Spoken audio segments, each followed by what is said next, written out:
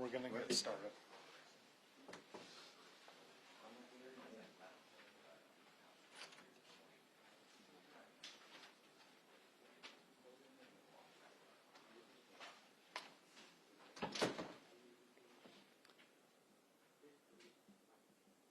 Everyone ready to go? Okay.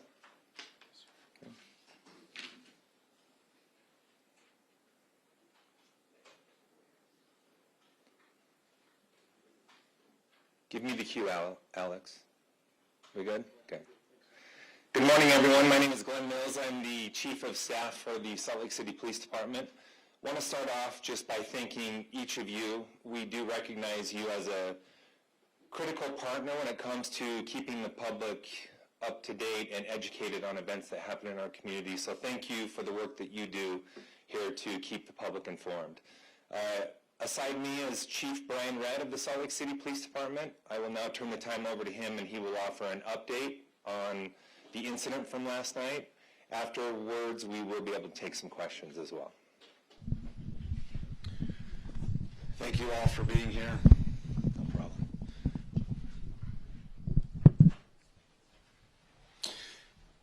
Again, thank you all for being here. I'll give you a quick update here this morning.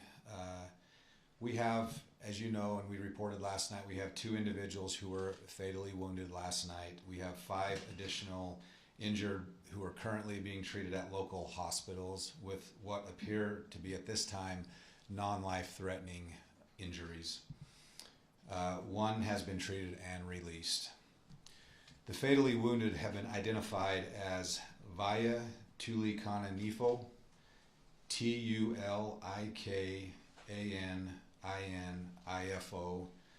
first name is V-A-E-A, 46, and Sione Vatuve, 38 years of age, both residents of Utah. We again express our condolences to the families and those affected by this senseless tragedy. This is still a very active investigation.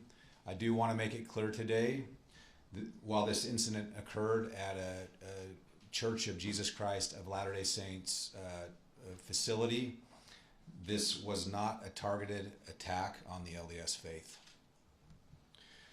There are people involved in this incident who have been less than cooperative, and we're still working to identify all who were involved in the incident and their roles in the matter. Our focus now is bringing all those involved to justice, and we will do that, and our detectives are working overtime to resolve these issues. There was a dispute last night between individuals who are known to each other who happened to be attending a funeral service, a memorial service. We do not believe at this time there is a threat to the general public. We want to thank our outside law enforcement agencies for their response to our city last night and for their continued support in this investigation. I want to thank Chief Lieb and the Salt Lake City Fire Department, Gold Cross, and 911 Dispatch for their support in this as well. They're great partners. Thank you, Chief Lieb.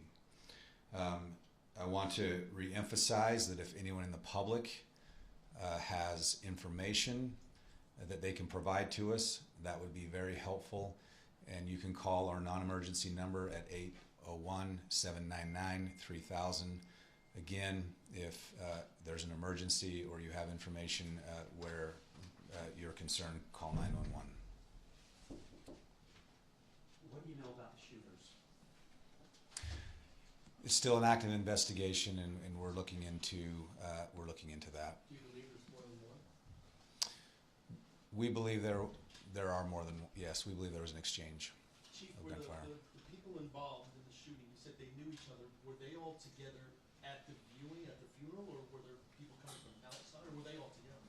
So that's what we're still looking into and investigating. Yeah, no additional updates on that right now. You used the word exchange just now. Does that mean that some of the folks who were fired on produced weapons and fired? We're still looking into all of that. It was a very complicated crime scene, but we are looking into that. We're looking at all evidence that we can obtain from the scene, And then immediately as, people were leaving the scene, as I indicated last night, any evidence from cameras or anything that might help us identify vehicles that were leaving the scene. But the term exchange, Yeah. People were firing at each other. We're still looking into that, but yeah, we're looking into that. It's more to that question, is this like two people exchanging gunfire with each other, or two groups exchanging gunfire with each other? Again, we are looking into the reason and cause for the gunfire in the first place, so we just don't want to get ahead of the investigation here. And at this point, do you suspect anybody was an innocent bystander attending the funeral, or were these targeted two groups against each other? Again, the funeral was going on inside and there were individuals on the outside. Is anyone in custody yet? No one is in custody yet, though we do have officers at the hospital with those who are being treated. Chief, you mentioned some of the people you have are being less than cooperative. Is that one person less than cooperative? Is it a group? Are you not getting any assistance from any of them? Well, we interviewed a number of people last night. We're taking the information that we get, but again, we're still having some challenges with cooperation, and so we are asking the public and anyone that has information that could be helpful to please call us. So, based on the little information you have right now, did the shooting have anything to do with the funeral at all? Were those two separate events and everybody's happened to gather in the parking lot and the funeral was going on? Or? Again, we're looking into all of those details, but there were individuals that were attending the funeral, and there were people out in the parking lot, and likely at some level involved in the memorial services. You asked about whether people were in custody, and your response included saying you have officers at the hospital. Does that suggest that suspects may be among those injured at the hospital? I mean, that's a possibility, but there are also potentially victims. We're still sorting through all that. Again, when we don't have people cooperating and talking too much, we're still sorting through all of that. We will work through all of that and give you additional updates when we're more confident in all of those answers. We saw a man cuffed put behind a Salt Lake City police car. I know there's nuance between officially arresting someone, officially being arrested, Sure. Charges being filed versus like being detained. Are people detained right now for questioning about this? So I don't know the number, but there were people who were handcuffed and detained, and we interviewed those individuals. Any of those individuals who were cuffed or detained last night have not been placed under arrest. The individuals that we're currently with are those that are at the hospital. Is something that the purview of charges we might see here is obstruction of justice for people who do not want to cooperate, may have seen something but aren't saying anything? I mean, that's always a possibility in any investigation, but that's not where we're at right now. Where we're at is we're just asking for cooperation so we can resolve this issue. I've been to multiple shootings. You guys don't always bring out the gang unit. What kind of intel did you guys get that made you guys say we got to get the gang unit involved? So there is indication that there were individuals at the scene that were potentially involved in gang activity. We don't know the cause for the violence, and so that's what we're investigating. So we're cautious to say this is a gang-related shooting because we're still investigating the cause of the shooting. Yeah, looking at it from like a 30,000 foot square view is like, yeah, a religious building here, a very intimate ceremony, viewing happening, and then the gang units there. So my question is, not all of those LDS meeting houses have to have LDS members there. A bishop get delegated to another group. Were these LDS members that were there, or was it just somebody using the community center? I don't know the religious affiliation of those at the funeral, and our gang unit was not at the funeral. The gang unit is helping after the shooting occurred, and that would be they're out working, and so we're going to tap into them for sure. Chief, you mentioned last night you guys were looking for a vehicle that was last seen going north on Redwood. Are you still looking for that vehicle, and do you have any description you can share? Yeah, we're not prepared to share a description. There was more than one vehicle that left after the shooting, and so we're looking into all of that right now. when we're confident of a vehicle description and involvement, we would put that out to the public, because we certainly want to give you as much information as possible to help us with this, but we're not prepared to release any information on a vehicle at this point. Chief, were any of the video helpful from nearby businesses? Were you able to get some information that's helping with this, or? Our detectives are working right now, working through what any evidence that they might be able to obtain. I don't know if they've had an opportunity to review that video, but we've been attempting to pull it right now. Do you have any more info on the victims that are still in the hospital? Are they all male? Are they all adults? Is there females, children? We can follow up at the appropriate time. I don't have any additional information at this We point. can't say they're all adults. Yeah, we did say that. Yeah, they are all adult. We did confirm that last night. Yeah. Chief, I know the search is still underway, but are you working with any out-of-state agencies in case they've left the state? If there is any information to suggest these individuals have left the state, we will follow these individuals wherever they go, and we will hold them accountable. So that if the investigation develops in such a way that we believe people have left the state, we will be working with law enforcement agencies in those states to find them. And I just want one clarification. Yesterday we were dancing around between suspect or suspects. At this point, can we confirm that the police department believes there's more than one suspect? We can say that you guys are looking for suspects. Yeah, I would say there was a dispute between individuals, and there are a number of people that we're looking for right now. Yes, and I don't have the specific number of people involved. That's all still being sorted out, so I'm cautious. But at any dispute, there's going to be more than one person. Okay, So. forgive me if you answered this one already, Yeah. but yesterday you continue to say this wasn't a random shooting. I think some of us were thinking to the randomness of this because it sounded like a vehicle pulled out, people got out, and then the shots happened. Were whoever the reported shooter was, from talking to family and witnesses there, were they also supposed to be at this viewing? Were people expecting them, and this just happened to be something that happened there? Yeah, again, as I mentioned earlier, in the information that we're releasing right now is that these individuals were known to each other. Okay, so I'm going to leave it at that.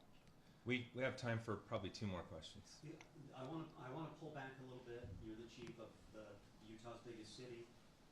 This is, whether it's gang involvement, whoever the suspect and victims are, this happened at a church, and that escalates things, and it makes people feel fearful and worried about whether things are escalating. So what do you say to this larger situation? Absolutely. Our houses of worship are sacred, whatever the affiliation. We should all protect those spaces, and we should all respect those spaces. And as we move forward in the days, we do work very closely with all of our houses of worship, with all of our faith community. What I would say is, if faith communities are concerned, please reach out to the police department. We do have contact with them on a pretty regular basis, but if there's anyone that would like to communicate and work with us, we're certainly happy to do so. We were in communication with officials from the Church of Jesus Christ of Latter-day Saints last night, and we'll continue to do so. We'll be in touch with them as we move forward. Are you worried about an escalation with this kind of violence? We're always worried about an escalation or potential retaliation for any situation like this. And what I would say is, if there are individuals who are in fear of anything like that, please reach out to us and let us know so that we can help. And again, we're asking for anyone in the public or anyone that knows anything about this incident to please reach out to us and share that information with us so we can resolve this matter, and we will resolve it. And just to clarify, you mentioned that you think the people were there, they knew each other. So does that mean they were there for the funeral and celebration of life? Again, I'm not ready to confirm those details, but as soon as we can confirm that, we will. Okay, last question. Point of clarification. So obviously, sometimes you have an officer that goes in with either a victim or a suspected shooter if they've been injured and they're in the hospital. Given that there's maybe some indication this is gang involvement and there are so many victims potentially at the same hospital, do you guys have an increased presence there? It's rare, but sometimes you see the gangs try to go to the hospitals. Yeah, absolutely. We have officers at the hospitals currently. Our hospitals have security. And those are things that we would always, be concerned about. And so, yes, we're considering all things like that. We say they're Okay. ramped up, though, that's what my question is. What's that? Security and police personnel, we say they're ramped up. Our officers are there currently with those individuals, and I'm sure the hospitals are taking security measures as well. Okay, thank you all. We understand the nature of this and the desire to have as much information as possible, and we are committed to give that to you once it becomes available, so we will continue to provide updates as we get them. Thank you. So Glenn, would you expect any more press conferences or just when there's something new? I wouldn't necessarily expect any more press conferences. When something's new, we'll let you